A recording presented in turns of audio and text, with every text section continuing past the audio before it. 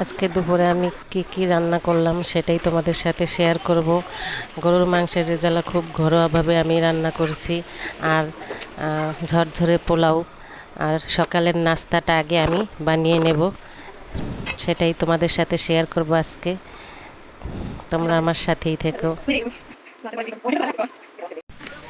আজকে সকালে ঘুম থেকে উঠে আমি হাত মুখ ধুয়ে চুলায় পানি বসিয়ে দিয়েছি কাই ধরার জন্য। তারপরে আমি আটাগুলো ভালোভাবে কাই ধরে নিলাম।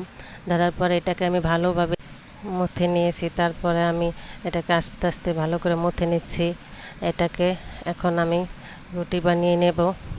এক এক করে সবগুলো গোলা আমি করে নিচ্ছি।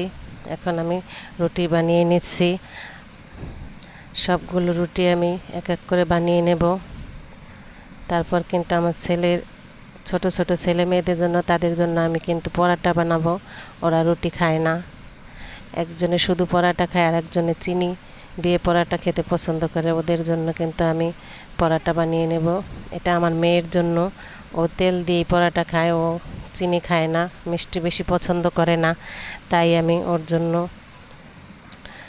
এমনিতেই পরাটা বানিয়ে নিচ্ছি। আর আমার ছেলের জন্য আমি একটা মিষ্টি পরাটা বানিয়ে নেব। এইভাবে রুটিটাকে বেলে তারপরে আমি চিনি দিয়ে দিচ্ছি। চিনি দিয়ে সুন্দর করে এটাকে আমি আবার বেলে নিলাম। এখন আমি ভাজতে চলে আসছি। চিনির পরাটা কিন্তু আগেই ভাজতে হয়, রেখে দিলে কিন্তু চিনি থেকে পানিটা ছেড়ে দেয়।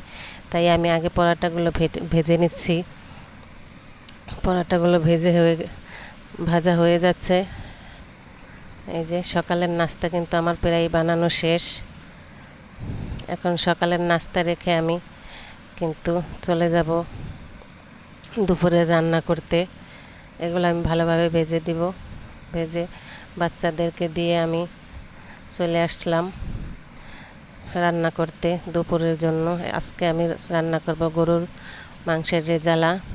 আমার বড় ছেলে খেতে চেয়েছে। ও আজকে মাদ্রাসায় চলে যাবে, ওর ছুটি শেষ। তাই আমি চুলায় প্যান বসিয়ে সরিষার তেল দিয়ে নিচ্ছি। তারপরে আমি গোটা মশলা পেঁয়াজ দিয়ে দিয়েছি। এখন আমি আদা বাটা দিয়ে দিয়েছি। তারপরে আমি দিলাম জায়ফল, জৈত্রিক এবং গোলমরিচ বাটা ছিল সেটা দিয়ে দিয়েছি। তারপরে আমি সাথে জিরা বাটা ছিল। তারপরে হলুদ, মরিচ, লবণ দিয়ে দিলাম, ধনিয়া গুঁড়ো দিয়ে দিলাম। এখন এটাকে আমি ভালোভাবে নেড়ে চেড়ে নেব। এবার আমি একটু পানি দিয়ে কষিয়ে নেব। এটা সুন্দরভাবে কষানো হয়ে গেছে। এখন আমি মাংসগুলো দিয়ে দেব।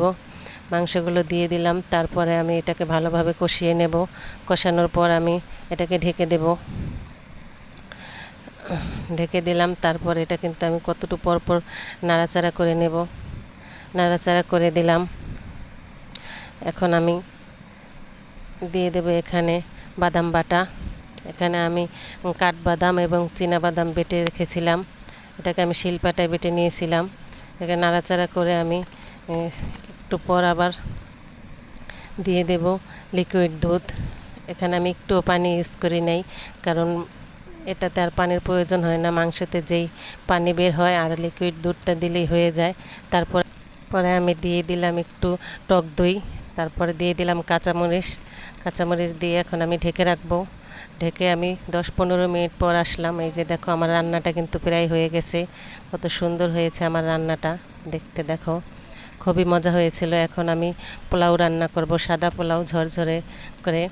এখন আমি চুলায় প্যান বসিয়ে দিয়েছি। তারপরে আমি দিয়ে দিলাম তেল। এখানে দিয়ে দেব পেঁয়াজ কুচি, গোটা মশলা দিয়ে দিলাম। তারপরে দিয়ে দিলাম পেঁয়াজ কুচি। এটাকে আমি ভালোভাবে নেড়ে নেব। এটাকে একটু হালকা ভাজা হয়ে গেলে এখানে আমি দিয়ে দেব আদা বাটা আর লবণ।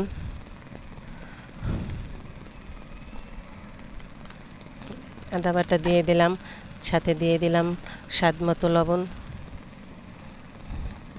এটাকে আমি ভালো করে ভেজে এখন আমি চাল দিয়ে দেব। এই যে আমি চালগুলো দিয়ে দিলাম। চালটা ভালোভাবে ভেজে নেব। এখানে আমি কিন্তু গুঁড়া দুধ দিয়ে দেব। ভাজার সময় গুঁড়া দুধটা দিলে সুন্দর একটা ঘ্রাণ আসে। যেহেতু আমরা এখানে ঘি ইউজ করি না, সেই জন্য আমরা দুধটা ভাজার সময় দেব। এখন দুধ দিয়ে আমি ভালোভাবে এটাকে একটু ভাজা ভাজা করে নেব। তারপরে আমি পরিমাণ মতো পানি দিয়ে দিলাম। পানি দিয়ে দিলাম, পানি দিয়ে পর আমি এটাকে ভালো করে বলক উঠাবো। এটাকে কিন্তু ভালো করে বলক উঠানো প্রয়োজন, তারপরে কিন্তু ঢেকে দিবে। এই যে আমারটা চালটা কিন্তু বলক এসে গেছে, তারপরে আমি ঢেকে দিয়েছি। এই যে দেখো আমার রান্নাটা কিন্তু প্রায় শেষ।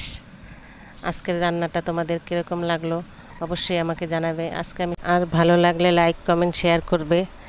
আজকে আমার রান্নাটা এই পর্যন্তই। আজকের জন্য বিদায় নিলাম, আল্লাহ হাফেজ। এই যে দেখো আমার রান্নাটা কত সুন্দর হয়েছে।